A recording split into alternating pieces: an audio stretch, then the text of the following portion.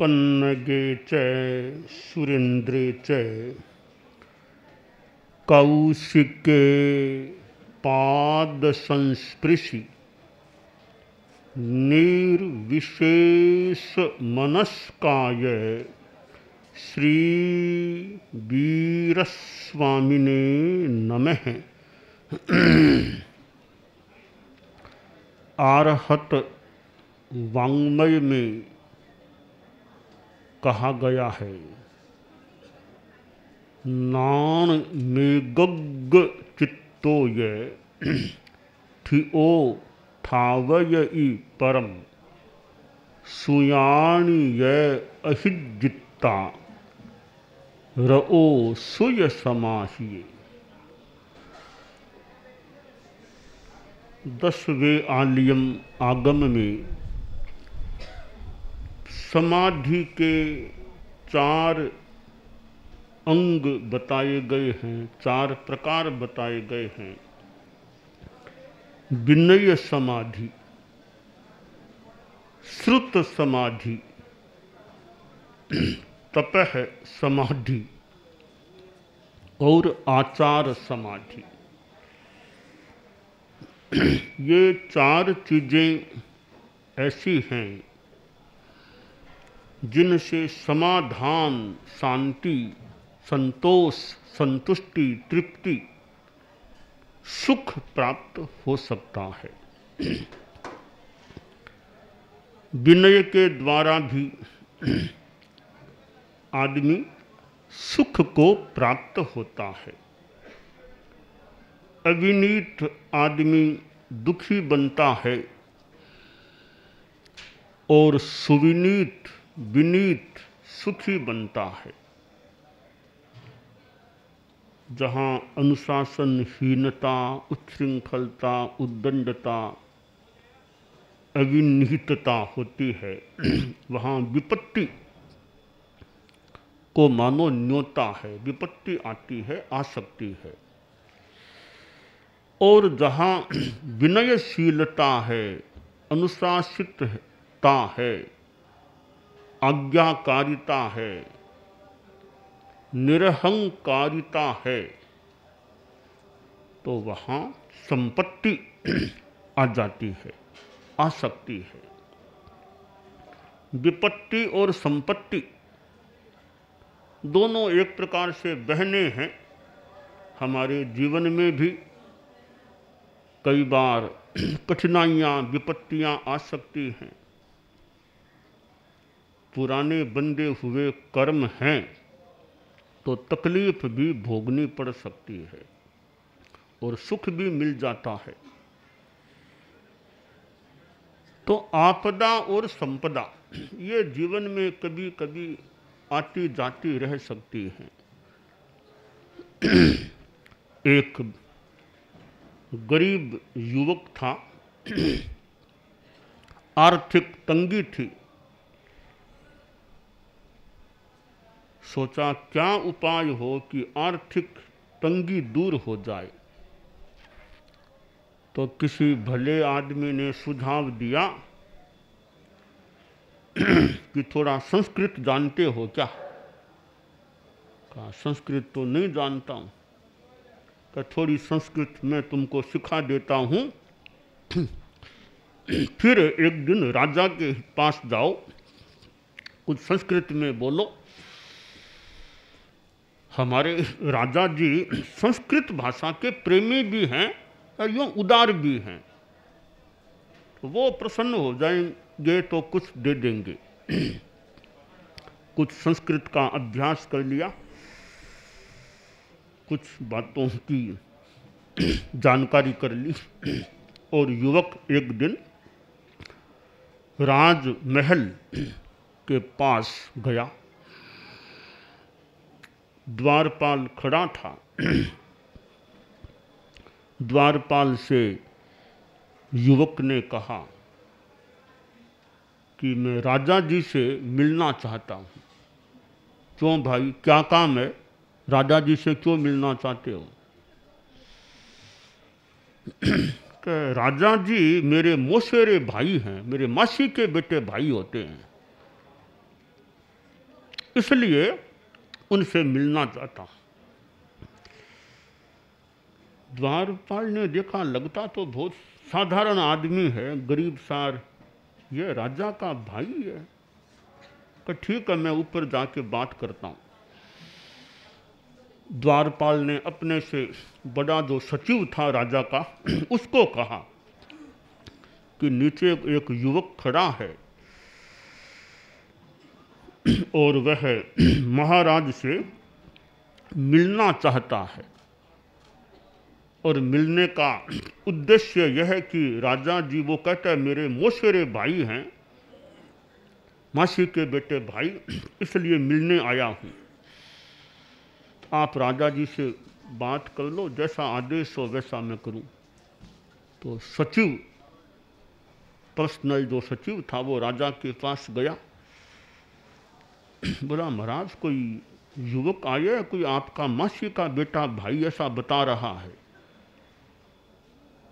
राजा ने कहा भी मेरे तो कोई मासी का बेटा भाई है नहीं, मेरी मां तो अपने पिता के एक ही बेटी थी, न कोई उसके कजिन बहन थी, तो एक ही थी, तो मेरे मासी है ही नहीं, थी ही नहीं, तो मेरे तो कोई मासी का बेटा बिल्कुल भी मेरी जानकारी में है ही नहीं।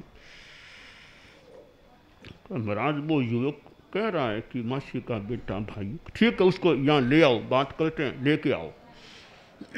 युवक को लाया गया और उसने राजा को देखा, नमस्कार किया, झुक कर के धरती के माथा लगा के नमस्कार किया। बोला महाराज, आपका मासी का बेटा भाई हूँ मैं। राजा ने कहा अरे मैं तो तुमको जानता नहीं, कभी मिला हुआ संभवतः नहीं हूँ मैं तो। कहा भैया मेरे तो माँ एक ही बहन थी, तो मासी मेरे कोई थी ही नहीं, तो मासी का बेटा भाई तो कैसे हुआ? कि महाराज मैं बताता हूँ, मैं आपका मासी का बेटा भाई, बताऊँ कैसा, बताओ कैसे हुए मासी के बेटे भाई। तो थोड़ा संस्कृत का ज्ञान कर लिया था उसने। बोला महाराज सुनिए, आप तो संस्कृत के प्रेमी हैं, संस्कृत जानते भी होंगे, सुनिए। आपदा च में माता, तव माता च संपदा, आपत संपदे भगिन्यौ, तेनाहम तव बांधवः, तेनाहम तव बांधवः। कि महाराज मेरी माँ की नाम है आपदा और आपकी माँ का नाम है संपदा। मैं आपदा का बेटा हूँ, आप संपदा के सुपुत्र हैं, और दुनिया में आपदा संपदा बहनें होती है, तो आपकी माँ तो संपदा है, मेरी माँ आपदा। बोलो आपका मासी का बेटा भाई हुआ कि नहीं? राजा मुस्कुराया कि थोड़ा है तो होशियार सा लगता है लड़का, कि आओ आओ बैठो बैठो बैठो। उसको बिठा लिया, जो भी थोड़ा खाना पीना करा दिया, कि बोलो और कोई बात हो तो बताओ। अच्छा मिलना हो गया? कि महाराज मिलना तो हो गया, तो मैंने कहा ना मेरी माँ तो आपदा है, तो आपदा में मुझे क्या मिलेगा, कुछ व्यवस्था करो मेरी आप, तब काम बनेगा। राजा ने कुछ दे दिलाकर, जो भी आर्थिक सहयोग कुछ कर करा के विदाई दे दी। तो आपदा और संपदा जीवन में भी आ सकती हैं। आदमी मानसिक संतुलन, समता भाव रखे। आपदा आ जाए तो ज़्यादा दुखी न बने और संपदा में ज़्यादा खुशियां न मनाए। संतुलन, समता, शांति रखनी चाहिए। विनय समाधि के द्वारा, विनय के द्वारा संपत्ति प्राप्त हो सकती है। तो विनय से दुख का नाश होता है, सुख मिलता है। तो विनय एक समाधान है, समाधि है।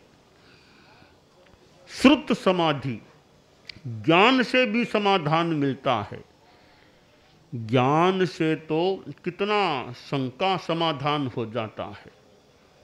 ज्ञानी आदमी से प्रश्न पूछे और ज्ञानी फिर जो उत्तर देता है, कई बार अच्छा समाधान प्राप्त हो सकता है। अभी उन्होंने यह उत्तर दे दिया, बिल्कुल एप्रोप्रिएट जवाब लग रहा है।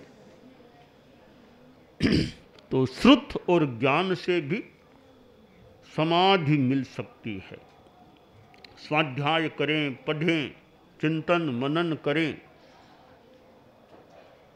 स्वाध्याय करते करते बड़ा सुख मिल सकता है, समाधि की प्राप्ति हो सकती है।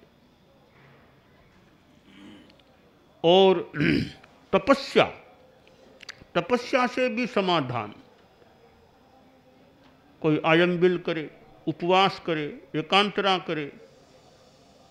सूरत में अक्षय तृतीया का समारोह भी संभावित रूप में निर्धारित है। वर्षीय तप के पालना का प्रोग्राम है। वर्षीय तप के कितने पारणे अक्षय तृतीया पर होते हैं, तो वह भी एक मानो समाधान है, वर्षीय तप करना भी। अखंड वर्षीय तप हो जाए, बीच में बिल्कुल भी टूटे नहीं, वो अपने आप में विशिष्ट है। अखंड वर्षीय तप, एक भी उपवास छूटे नहीं, लगातार पूरे हो जाएं, तो मानो की सफलता प्राप्त हो गई।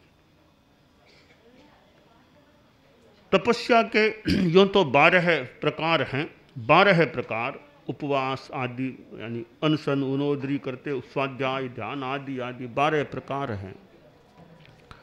तो तपस्या से भी समाधान मिलता है, समाधि मिलती है, कर्म निर्जरा होती है। और शुभ योगस तप है, सारा शुभ योग अपने आप में मानो तप हो जाता है।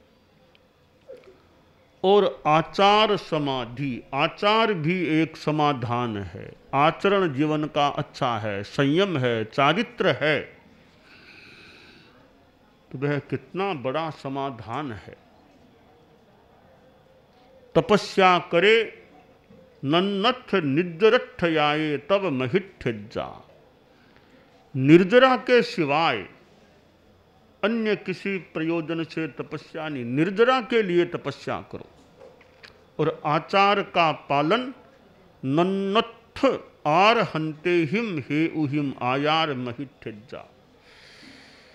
केवल आरहत हेतु संबर, निर्जरा के सिवाय अन्य कोई प्रयोजन से आचार का पालन नहीं। मोक्ष के लिए आचार का पालन करें, बहुत बड़ा समाधान समाधि प्राप्त हो सकती है।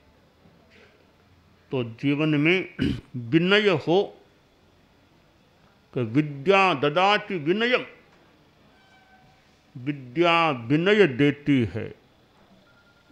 हो सकता है विद्या से विनय भी मिल जाए, और हो सकता है कि कभी कभी विद्या से घमंड भी आ जाए कि मैं इतना विद्वान आदमी हूँ, घमंड भी आ सकता है। संस्कृत में कहा गया, विद्या विनयेन शोभते, विद्या विनय से शोभित होती है। अहंकार से विद्या शोभित नहीं होती, विनय से शोभित होती है। ज्ञान और ज्ञान के साथ विनय हो, पांडित्य, पांडित्य के साथ विनय हो। एक तो ऐसा आदमी कि पंडित पूरा है तो नहीं, पर अपने आप को पंडित बताता है, मानने लग जाता है। तो दूसरे में ज्ञान है तो उसकी भी अवहेलना नहीं, खुद का अहंकार नहीं। दो पंडित कोई विद्या अध्ययन करके गांव जा रहे थे, रास्ते में एक घर में ठहरे कहीं एक जगह, तो घर का जो एक युवक था, मुखिया आदमी था घर का, तो पंडित दोनों ने दिन रात का, यानी दोपहर में पहुँचे तो शाम तक का, फिर रात का प्रवास वहाँ किया।